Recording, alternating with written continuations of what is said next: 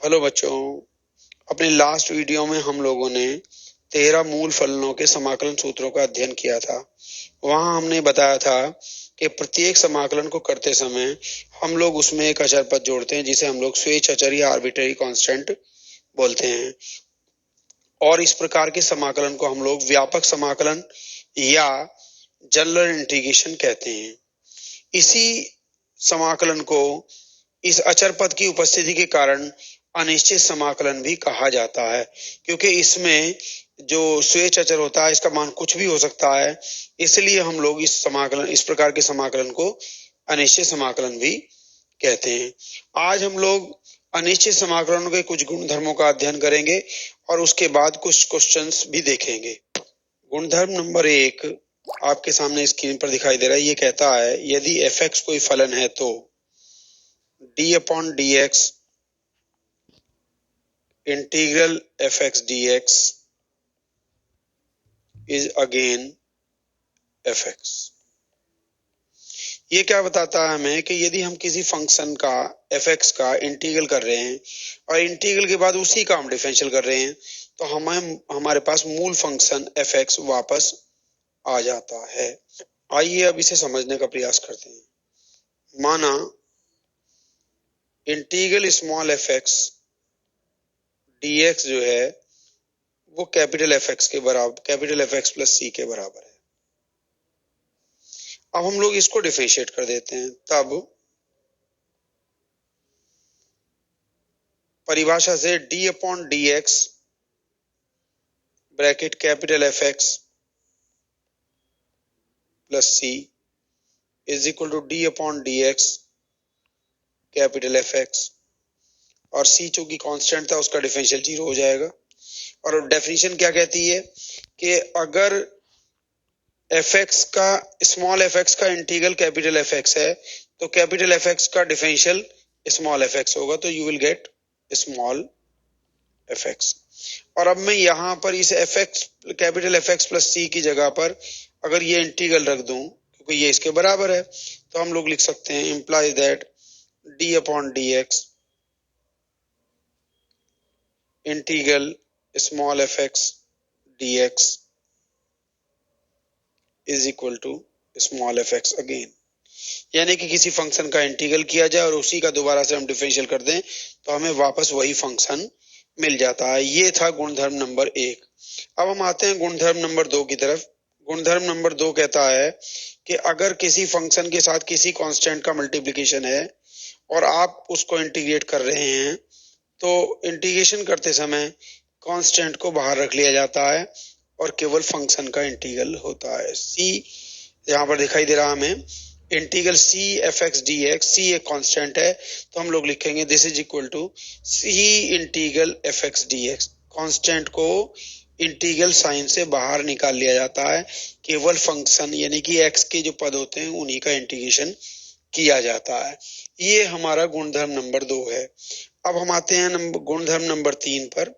इस गुणधर्म के अनुसार 2 या 2 से अधिक फंक्शंस के योग या अंतर का जो समाकलन होता है वो उनके अलग अलग समाकलनों के योग तथा अंतर के बराबर होता है। फॉर एग्जाम्पल जैसे मैं लिख रहा हूं यहाँ पर इंटीग्रल f(1x) ± f(2x) dx बराबर, तो ये क्या कहता है नियम कि f(1x) का इंटीग्रल अलग होगा इंटीग्रल f(1x) dx और बीच में जहां पर जो चिन्ह जैसा लगा हुआ है, अगर प्लस है तो प्लस लगाइए और माइनस है तो माइनस लगाइए और दूसरे वाले फंक्शन का इंटीग्रल कर दीजिए। ये नियम हमने हालांकि 2 फंक्शंस के लिए लिखा है लेकिन ये 2 से ज्यादा फंक्शंस के लिए भी ट्रू है। इन दोनों नियमों को अगर हम मिला करके लिख दें तो हम इस नियम को और भी ज्यादा बेहतर तरीके से लिख पाएंगे। ये हो जाएगा integral bracket c1 f(1x) ± c2 f(2x) dx बराबर है इंटीग्रल c1 f(1x) dx, जो चिन्ह जैसा है वैसा ही लगाइए, plus minus integral c2 f(2x) dx। और नियम नंबर 2 के अनुसार यहाँ पर जो कांस्टेंट फंक्शन के साथ मल्टीप्लिकेशन में आए हैं, इन कांस्टेंट को बाहर निकाल लीजिए। So you will gate C1 integral f1x dx and plus minus C2 integral f2x dx। इस तरीके से ये दोनों नियम चारों नियम क्वेश्चनों को हल करने में आप लोगों के लिए बहुत अधिक उपयोगी सिद्ध होंगे। आइए अब हम कुछ क्वेश्चंस को हल करने का प्रयास करते हैं। Question number 1, integral x raise to the power 3 dx। तो हम लोग जानते हैं, फार्मूला पढ़ा था हमने, x raise to the power n dx बराबर होता है x की power n plus 1 upon n plus 1 और प्लस एक कांस्टेंट c। यहाँ पर n की वैल्यू जो हमने देखा है, n की वैल्यू ली हुई है 3 ने, तो हम ये इसका इंटीग्रल कर देंगे। डायरेक्ट इंटीग्रल होगा x की power 3 plus 1 upon 3 plus 1 plus c, that is x raise to the power 4 upon 4 plus c, answer. अगला एग्जाम्पल देखते हैं हम लोग। Example 2, integral x square dx will be equal to, उसी फार्मूले से, x की power 2 plus 1 dx, 2 plus 1 upon 2 plus 1 and plus a constant c is equal to x cube upon 3 plus c, that's answer. Example 3, integral dx alone, हम इसको लिख सकते हैं integral 1 dx। अब हम लोग दिमाग लगाएंगे कि 1 किसका डिफरेंशियल होता है। हम जानते हैं d upon dx of x 1 होता है, इसलिए बाय डेफिनेशन 1 का जो इंटीग्रल होगा वो x हो जाएगा। You will get x plus c, ये आंसर है। अभी हमने जो तीनों एग्जाम्पल देखे, बहुत ही सरल प्रकार के क्वेश्चनों में से एक थे। ऐसे क्वेश्चंस एग्जाम में कभी भी नहीं पूछे जाते, लेकिन बहुत से जटिल क्वेश्चंस के बीच बीच में इस तरह के क्वेश्चंस बन जाते हैं, जहां पर हम लोगों को इन परिणामों की आवश्यकता होती है। तो ये आपके प्रैक्टिस में होने चाहिए। अभी हम लोग कुछ जटिल क्वेश्चनों की तरफ बढ़ने जा रहे हैं। एक एग्जाम्पल लेते हैं, integral x cube minus 1 upon x square dx। इसे देखिए, हम देख रहे हैं ये ऐसा क्वेश्चन है कि जो हम लोगों ने समाकलन सूत्र पढ़े हैं, उनमें से कोई भी इस क्वेश्चन के ऊपर अप्लाई होता हुआ दिखाई नहीं दे रहा। वास्तव में क्वेश्चन इसी तरह के होते हैं कि जिन पर सीधे सीधे कोई फार्मूला काम नहीं करता है, बल्कि हमें उन क्वेश्चनों को ऐसे रूप में बदलना होता है कि जिससे किसी फार्मूले का हम इस्तेमाल यहाँ पर कर पाए। जैसे हम लोग यहाँ पर क्या करेंगे, हम इसे दो पार्ट में तोड़ लेते हैं क्वेश्चन को। Integral x cube upon x square minus 1 upon x square dx, that will be equal to integral x cube को एक्स स्क्वायर से डिवाइड किया तो बचेगा x, और माइनस 1 अपॉन एक्स स्क्वायर को हम लिखेंगे x की पावर माइनस 2 dx। नाउ हम लोग अभी जो नियम नंबर हमने पढ़ा था तीसरा, उस नियम का इस्तेमाल करके हम लोग करते हैं इंटीग्रल x dx अलग और minus integral x square x की पावर माइनस 2 dx अलग। और अब हम लोग इंटीग्रल x की पावर n का फार्मूला लगा देते हैं। x की पावर n dx बराबर x की power n plus 1 upon n plus 1 plus c। तो यहां होगा x की पावर, ये यहाँ जहां हमने लिखा x dx, इसका मतलब है x की पावर 1 है, और जब x की पावर 1 है तो जब आप इसको इंटीग्रेट करेंगे तो x की पावर 1 प्लस 1 यानी कि 2 अपॉन 1 प्लस 1 यानी कि 2, और प्लस यहाँ पर कांस्टेंट हम लोग ऐड कर सकते हैं। सपोज करो मैंने यहाँ पर एक कांस्टेंट जोड़ दिया C1, माइनस यहाँ पर दूसरा वाला जो ये पद है, इसका जब हम इंटीग्रल करेंगे तो x की पावर माइनस 2 का x की power minus 2 plus 1 upon minus 2 plus 1, और प्लस एक न्यू कांस्टेंट जोड़ देते हैं हम C2 is equal to x square upon 2, और ये C1 और C2 चूंकि दोनों कांस्टेंट है, एक साथ ले सकते हैं हम लोग इनको, माइनस यहाँ पर हो जाएगा x की पावर माइनस 1 बटे माइनस 1 और प्लस C1 प्लस C2।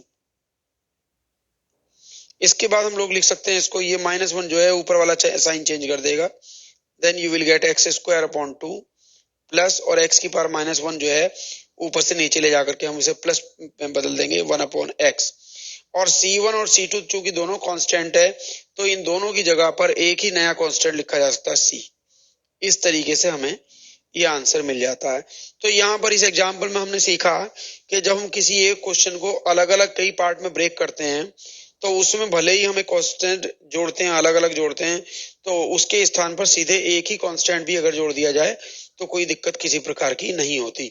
वास्तव में प्रैक्टिस में हम लोग यही काम करते हैं कि एक ही सवाल भले ही कई सवालों में टूट जाए लेकिन कांस्टेंट केवल एक ही ऐड किया जाता है। ये एक और एग्जाम्पल पर विचार करते हैं। एग्जाम्पल है ये integral x raised to the power 3/2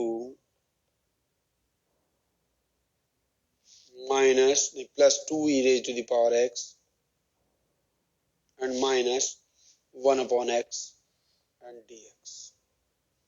तो यहाँ पर हम लोग देख रहे हैं, यहाँ इस क्वेश्चन के अंदर तीन पद हैं, एक पद, दूसरा पद और तीसरा पद। तो रूल नंबर जो तीसरा था हमारा नंबर 3, उसके अकॉर्डिंग हम इसको तीन अलग अलग इंटीग्रल में ब्रेक कर लेते हैं। Integral x raised to the power 3/2 dx plus integral 2e raised to the power x dx और माइनस इंटीग्रल 1/x dx। अब हम लोग अलग अलग फार्मूले हमारे पास हैं, इसमें x की पावर n वाला लगेगा तो x की पावर n+1 बटे n+1, दैट मीन्स x की power 3/2 plus 1 upon 3/2 plus 1 plus 2 constant है, बाहर आ जाएगा, और e की पावर x का इंटीग्रल e की पावर x ही होता है तो e की पावर x लिख देंगे। और माइनस 1/x का आपको याद होगा 1/x का इंटीग्रल होता है log mod x, log mod x लिखेंगे। वैसे तीन अलग अलग इंटीग्रल हमने किए थे, सबके साथ कांस्टेंट जोड़ा होता तो C1 C2 और C3 ऐड होते और लास्ट में हम उसको एक ही कांस्टेंट में बदल देते तो हम उसकी जगह लिख देते हैं कांस्टेंट C। इसको और आगे करते हैं, 3/2 प्लस 1 जो होता है दैट इज इक्वल टू 5/2, ये बन जाता है। तो हम लोग यहाँ लिखेंगे x की पावर 5/2 अपॉन में 5/2 plus 2e raised to the power x minus log mod x and plus c will be equal to, ये 5/2 जो नीचे रखा है ये उलट जाएगा 2/5 x की power 5/2 plus 2e raised to the power x minus log mod x plus c। ये हमारा आंसर हो जाता है। एक और क्वेश्चन हम लोग देख रहे हैं, एग्जाम्पल, अच्छा एग्जाम्पल है ये, एक नई चीज आपको सिखाएगा। Integral 3x³ plus 2x square plus 3x plus 1 upon x square plus 1 dx। तो ये जो क्वेश्चन है इसमें इंटीग्रेंड जो है, जो समाकल्य है, जिसका समाकल हमें करना है समाकलन, वो इस तरह का है कि ऊपर भी एक बीजीय फलन है, बहुपदीय फलन है, और नीचे भी बहुपदीय फलन है। और इसमें हम लोग देख रहे हैं कि ऊपर वाले में जो बड़ी से बड़ी घात है वो है 3 और यहाँ पर बड़ी से बड़ी घात जो है वो है 2। तो आप लोगों को ध्यान रखना चाहिए, आगे बहुत जरूरत पड़ेगी इस चीज की, कि जब कभी इंटीग्रेंड हमारा इस रूप में होता है कि ऊपर और नीचे दोनों जगह बहुपदीय बीजीय व्यंजक होते हैं और ऊपर वाले अंश की जो घात है, बड़ी से बड़ी घात, वो हर की बड़ी से बड़ी घात से बड़ी या बराबर हो, तो ऐसी स्थिति में हम लोग इंटीग्रल करने से पहले अंश को हर से भाग दे लेते हैं। हालांकि यहाँ पर हमें सीधे सीधे भाग देने की जरूरत नहीं पड़ेगी, कहीं कहीं भी हम लोग शॉर्टकट का इस्तेमाल भी करते हैं, जैसे यहाँ पर हम लोग करेंगे, एक्चुअल डिवीजन करने से बचेंगे। इंटीग्रल हमने देखा है 3x³ और ये 3x, इन दोनों को एक साथ लिख लेते हैं, 3x³ plus 3x plus 2x square plus 1 upon x square plus 1 is equal to integral, इन पहले दो पदों में से हम लोग 3x कॉमन निकाल लेते हैं, 3x, यहां बचेगा x स्क्वायर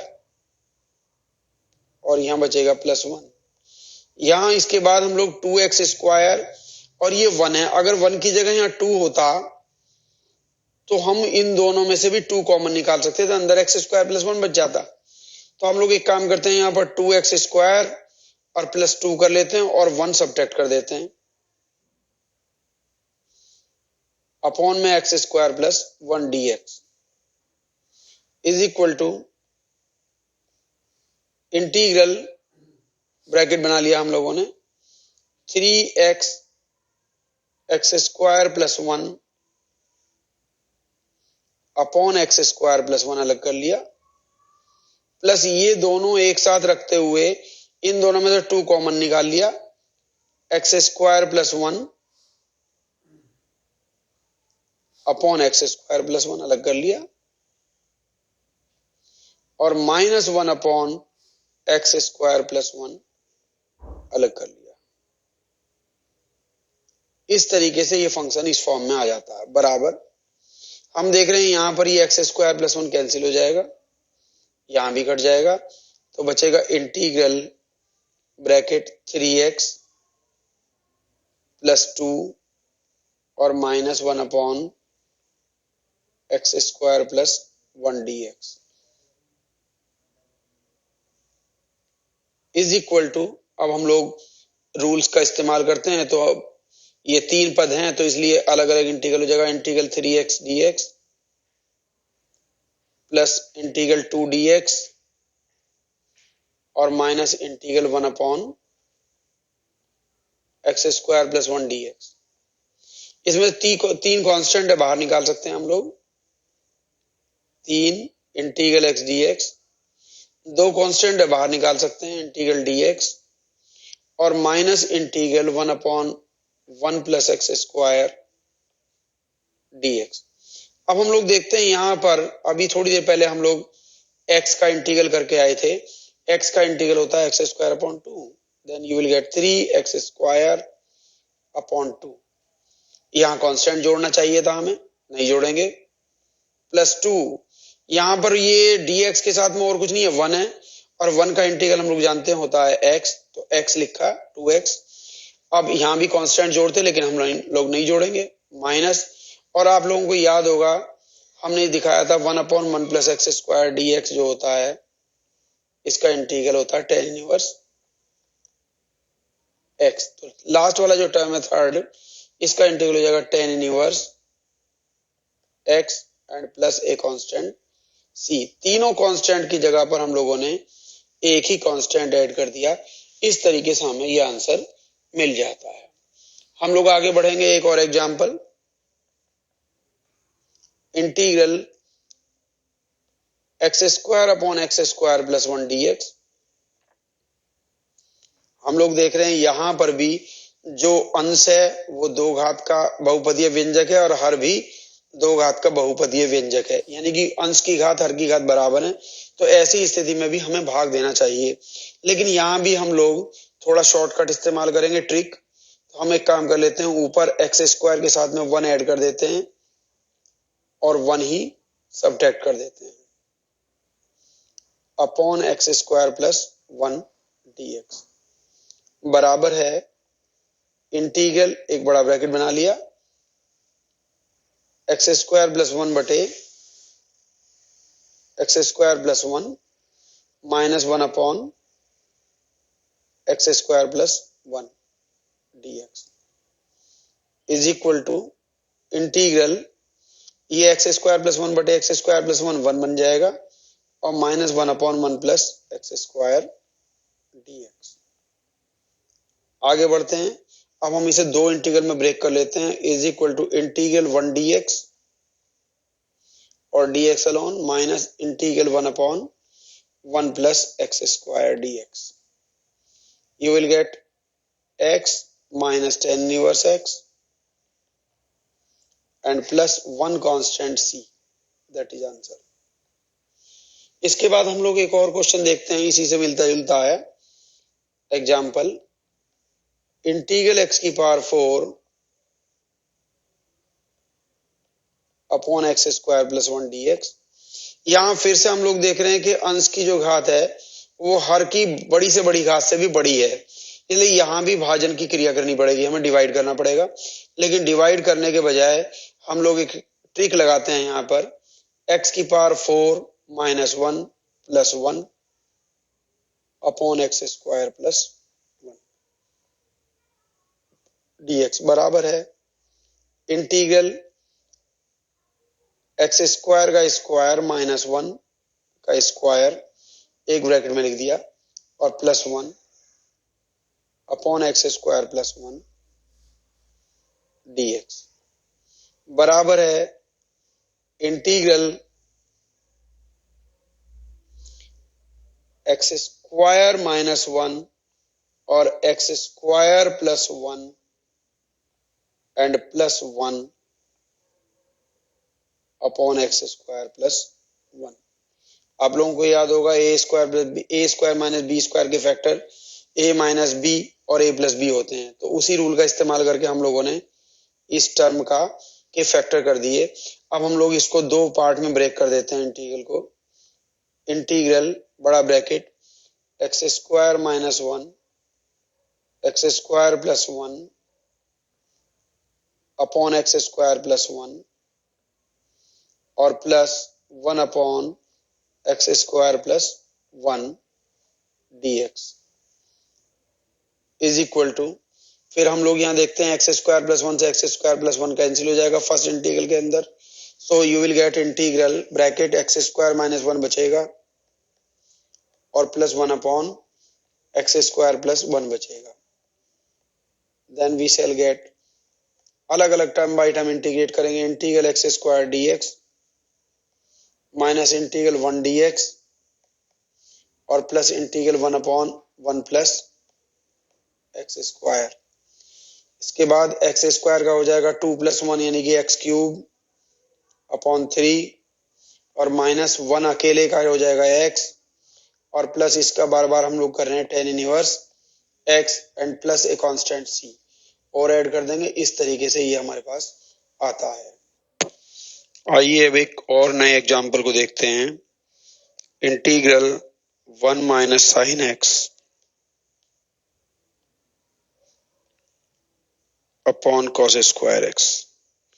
जैसे कि मैंने आपको बताया था कि क्वेश्चन जो होते हैं वो इस फॉर्म में नहीं होते कि सीधे सीधे उनमें कोई फार्मूला लगाया जा सके, बल्कि हम लोगों को उन क्वेश्चंस को ऐसे रूप में बदलना होता है कि किसी फार्मूले को हम उसमें अप्लाई कर सकें। जैसे कि अभी ये क्वेश्चन है तो इसमें किसी भी तरीके से हम लोगों को कोई फार्मूला लगता नहीं दिखाई दे रहा है, लेकिन हम एक काम करते हैं, इसको दो पार्ट में ब्रेकअप कर लेते हैं। इंटीग्रल बड़ा ब्रैकेट बनाया 1 upon cos square x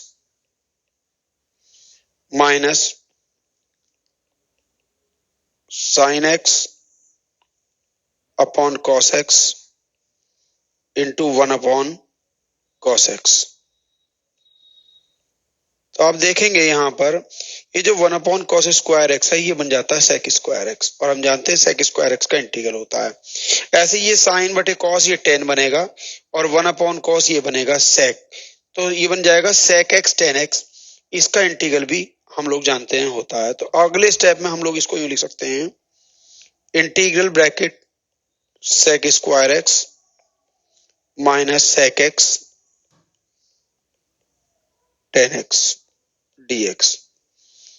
now we can write integral sec square x अलग कर देते हैं minus integral sec x tan x अलग कर देते हैं और ये हो जाता है सेक स्क्वायर एक्स का इंटीग्रल हम लोग जानते हैं ये होता है tan x और minus sec x tan x का होता है सेक x और एक ही कांस्टेंट ऐड किया जाएगा that is c। This is answer. एक और एग्जांपल हम लोग आपके सामने ले रहे हैं, integral tan square x dx। तो हम जानते हैं tan स्क्वायर का कोई इंटीग्रल अभी हमने पढ़ा नहीं है, कोई फार्मूला ऐसा नहीं था जिसमें tan स्क्वायर एक्स का इंटीग्रल बताया गया हो, लेकिन हम एक रिलेशन जानते हैं sec स्क्वायर एक्स बराबर होता है 1 प्लस tan स्क्वायर एक्स। तो हम लोग tan स्क्वायर एक्स को sec स्क्वायर एक्स माइनस 1 लिख सकते हैं और sec स्क्वायर एक्स का इंटीग्रल हम जानते हैं होता है, तो हम लोग इसको ऐसे लिखेंगे, this is equal to integral bracket sec square x minus 1 dx is equal to integral sec square को अलग करेंगे dx and minus integral 1 dx। तो ये हो जाता है sec स्क्वायर का tan x और माइनस 1 dx का x एंड एक कांस्टेंट आएगा c। एक और एग्जांपल आपके सामने ले रहा हूं, integral tan x plus cot x का होल स्क्वायर dx बराबर है इंटीग्रल, हम लोग इसको होल स्क्वायर को खोल देते हैं, tan square x plus cot square x plus 2 tan x cot x। अभी जैसा हमने पढ़ा पिछले एग्जाम्पल में tan स्क्वायर का कोई इंटीग्रल नहीं होता, लेकिन इसको हम sec स्क्वायर x माइनस 1 लिख देंगे। ऐसे ही cot स्क्वायर का इंटीग्रल भी नहीं होता, लेकिन cot स्क्वायर को हम लोग cosec स्क्वायर x माइनस 1 लिख सकते हैं। और cosec स्क्वायर x का इंटीग्रल हम लोग जानते हैं होता है, so integral bracket sec square x minus 1 plus cosec square x minus 1 और plus 2 tan x into cot x को लिख देते हैं 1 upon tan x dx again. तो tan x और cot x tan x ही कैंसिल हो जाएंगे, 2 बचेगा। Integral sec square x minus 1 plus cosec square x minus 1 and plus 2। तो हम लोग देख रहे हैं कि ये जो 2 है, ये माइनस 1 और ये माइनस 1 खत्म, तो केवल हमारे पास sec स्क्वायर x और cosec स्क्वायर x बचेंगे। इनको हम लोग अलग अलग ब्रेकअप कर लेते हैं। Integral sec square x dx minus plus integral cosec square x dx, और हम लोग जानते हैं sec स्क्वायर x का इंटीग्रल होता है tan x और cosec स्क्वायर का इंटीग्रल होता है minus cot x and plus एक कांस्टेंट आएगा c। इस तरीके से ये क्वेश्चन हो जाता है। एक और इम्पोर्टेंट एग्जांपल आपके सामने स्क्रीन पर दिखाई दे रहा है, integral square root 1 minus sine 2x dx। एक बहुत ही अच्छा एग्जांपल है। इसमें हम लोग क्या करते हैं, पहले मैं आप लोगों को करके दिखाता हूँ, इंटीग्रल बाद में करेंगे हम लोग। पहले हम 1 माइनस साइन 2x को किस फॉर्मेट में रखने वाले हैं इसे देखते हैं। 1 माइनस साइन 2x बराबर है 1 की जगह पर हम लिख देते हैं cos स्क्वायर x प्लस साइन स्क्वायर x और माइनस साइन 2x की जगह लिख देते हैं 2 sine x cos x। Now it will become cos x minus sine x का होल स्क्वायर। आप इसे sine x minus cos x का होल स्क्वायर भी लिखते हैं तो भी गलत नहीं है। इसलिए integral square root 1 minus sine 2x dx can be written as integral square root bracket cos x minus sin x का होल स्क्वायर और dx। अब ये स्क्वायर रूट और होल स्क्वायर दोनों एक दूसरे को कैंसिल कर देते हैं, so you will gate integral cos x minus sin x dx और दोनों को अलग अलग इंटीग्रेट करेंगे, इंटीग्रल cos x अलग dx minus integral sin x dx अलग बराबर cos x का हो जाएगा sin x और इसका हो जाएगा plus cos x plus c। That's answer. इस तरीके से ये क्वेश्चन पूरा हो जाता है।